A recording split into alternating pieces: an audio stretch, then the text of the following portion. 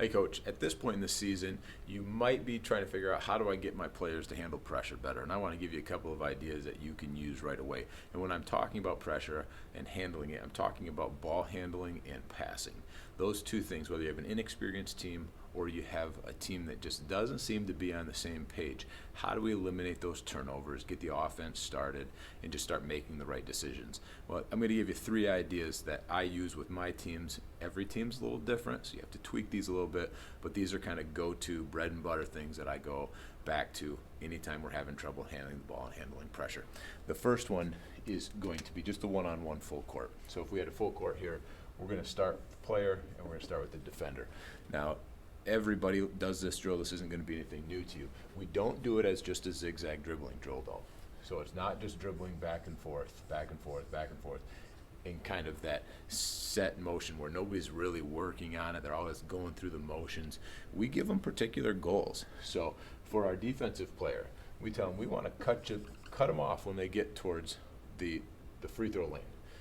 Then we're going to try to drive them all the way to the sideline if we can. We don't want them going back into the middle. Now that works with what we do on defense, but it gives the players kind of a goal, something that they should be focusing on, not just going back and forth. So that's the first time they go through it. So the second time that they're going to go through it, we're going to ask them to go for the steal. So now we've got a second player here. So now as the player goes, player 2 is trying to reach, is trying to get a steal, is trying to bobble that ball and just kind of poke it loose here. And we want them to make the ball handler have to adjust to us. So we don't want to foul. We certainly don't want to create bad habits, but we do want to make that ball handler have to adjust. Now, one thing I'd encourage you to tell your players is don't go between the legs and don't go behind the back as a ball handler. The ball gets lost for that half a second where they have no control over it. A quick defender who goes for the steal or who gets in their way, now the ball is lost and they can't do anything. You want to be working on things like stutter steps, on in and out moves, on crossovers, on taking 2 dribbles back and creating space. All of those things are really important, but they keep the ball in front of the player. So if you're looking at how do we eliminate turnovers, keep the ball where the player can get their hands on it. At the very worst, they pick it up, they've got a pivot foot, they can call timeout, they can make a pass. If it's behind their back or between their legs, there's a moment in time they have no control over it. And if you have a good defender on them, then that can be a turnover right there. So these are ones that we have our players go 2 or 3 times. They'll go up and down the floor a couple of times, and we give them different goals every time. So the defense is working on something different. That means the offense is being pressured in a little different way. All right, the second thing is a deny drill. Now, the deny drill, everybody in the program, assuming you have an even number of players, so everybody on your team is going to be doing this. So let's say we start here with the ball. Player 2 is there, and we're deny. Player 3.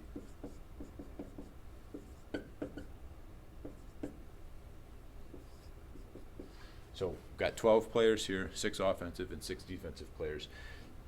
This person, we start out with 2 dribbles.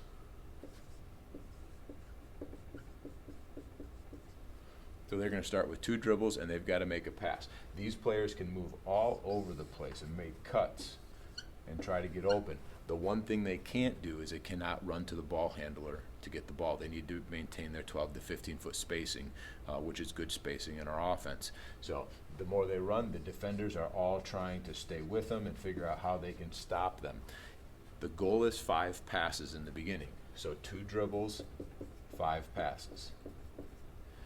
If the defense gets a tip or gets a steal, then that doesn't count. They have to restart. If the defense gets a tip or a steal, if they get 3 of them before the offense can make 5 passes, then the offense has push-ups, sit-ups, whatever it is that you would have your team do. If the offense can get there, then the defense is going to have, those sit-ups or push-ups. We then raise it up. Instead of 5, we go to 10 passes.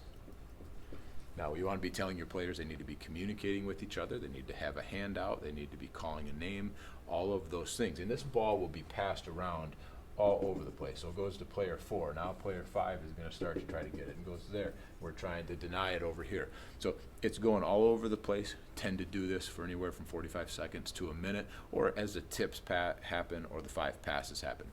You then build this into actually going into your offense. So we take off the 6th player, the defender and the offensive player, play 5-on-5 within our offense. We say, all right, 5 passes before a shot, and we still have the defense deny. Even if you're not a deny team, the goal isn't to work on our defense at this point.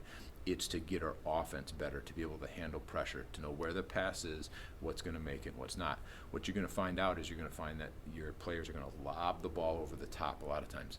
You want to get rid of that. They need to pivot, they need to rip the ball, they need to pass hard and strong. You will get some bounce passes, which do work.